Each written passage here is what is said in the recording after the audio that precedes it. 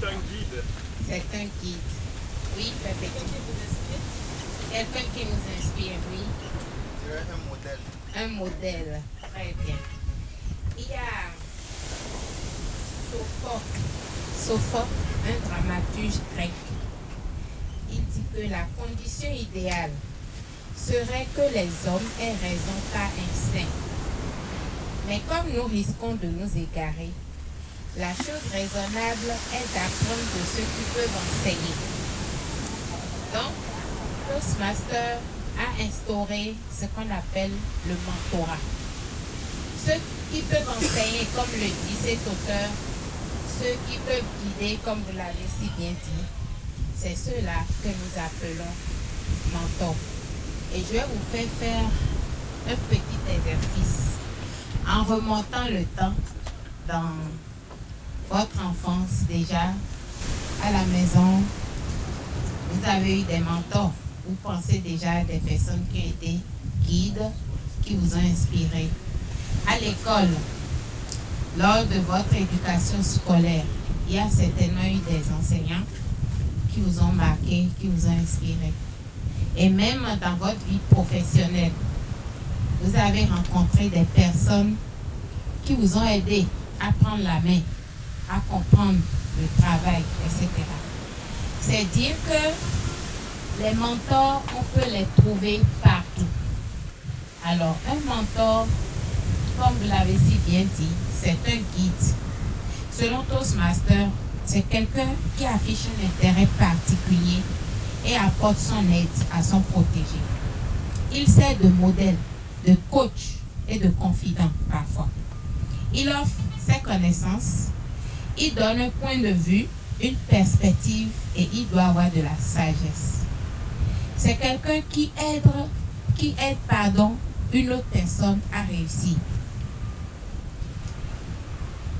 Le mentor participe à la facilitation, il facilite la transition à son protégé. Il doit l'aider à apprendre à connaître le programme éducatif Toastmaster. Il doit lui apprendre à connaître les cultures et les standards du club. Par exemple, on a parlé de champagne. Donc, quelqu'un qui ne prend pas l'alcool, ici n'est pas informé, il vient à nos sessions, il sera choqué. Vous voyez. Donc, c'est le rôle du mentor. Voilà. Il aide son mentoré à développer sa confiance en soi. Ce n'est jamais facile de prendre la parole pour une première fois devant un auditoire qu'on ne maîtrise pas. Il participe, il aide son membre et son mentoré à participer davantage. Donc, en lui expliquant les rôles, les rôles que nous pouvons tenir au cours des sessions, ça aide le mentoré à participer davantage à la vie du club. Et puis, il l'aide à apprendre rapidement à s'exprimer. Quand vous êtes mentor, vous-même, vous vous aidez à affiner vos compétences. Mais dans le même temps, vous devenez un membre plus expérimenté. Vous apprenez de nouvelles compétences pour vous-même, mais pour la personne également que vous êtes en train de guider ou de coacher. Quel est l'avantage du mentorat pour le mentor même? Lorsque vous devenez un mentor, vous apprenez de vos protégés. Il y a 2 semaines, pendant que je préparais mon discours, puisque le parcours mentorat de Toastmaster nous impose de faire une auto-évaluation en tant que mentor et de demander à votre mentoré de faire son auto-évaluation.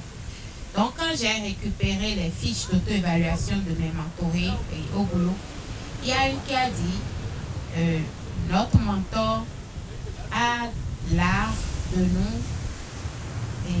nous motiver. A l'art de nous motiver.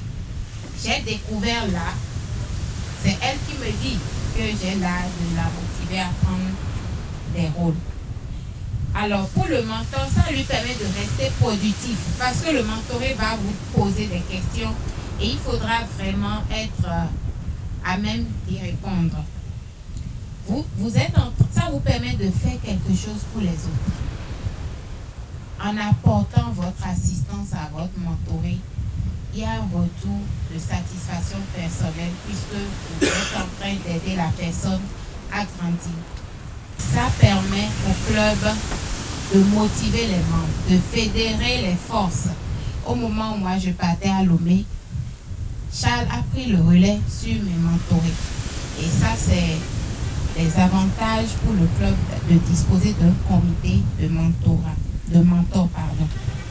Ça permet au club d'avoir des membres plus satisfaits parce qu'ils sont bien informés, ils sont outillés et ils ne sont pas perdus. Également, ça permet au club de fidéliser ses membres. Alors, quelles sont les qualités d'un bon mentor? Un mentor doit être disponible. Et je pense que Perpétue l'a souligné tout à l'heure, c'est pour ça que je disais sans commentaire. Un mentor doit être patient. Il doit être sensible parce que chaque être humain est différent. Il peut avoir un protégé qui a du mal à décoller et à côté vous avez un autre qui est prêt à faire des discours chaque semaine. Il faut avoir la sensibilité de gérer chacun. Il doit être respectueux. Respectueux en ce sens que ce n'est pas parce qu'il est le mentor qu'il doit s'imposer. Ok? Il doit être flexible. La flexibilité en ce sens que vous devez vous rencontrer. Je prends un exemple. Vous devez rencontrer votre mentoré et peut-être qu'il n'a pas le temps. Il faut être flexible pour s'adapter aussi à la disponibilité de votre mentoré. Flexible aussi dans le sens où si le mentoré veut changer d'objectif, vous ne pouvez pas le bloquer. Flexible également dans le sens où si vous voyez dans le mentoré qu'il a les capacités pour aller loin et que lui-même il ne voit pas ses capacités, vous risquez de le bloquer. Moi j'ai failli faire partie et une de mes mentorées comme ça, mais après j'ai freiné les pas, je me suis dit bon, il faut que je la laisse découvrir par elle-même ce qu'elle a au fond d'elle. Depuis qu'on a commencé en juillet, elle est encore à son prix de glace. Donc on attend. Le mentor, il doit avoir les capacités de soutenir. Ah oui, mais en fait, le jour du bruit de glace, tout l'auditoire là est encouragé à aller faire les concours de discours. On était en train de préparer les concours de discours. Elle a dit non, même tenir un rôle, il faut la supplier. Vous voyez? Donc, il faut être flexible pour l'accompagner.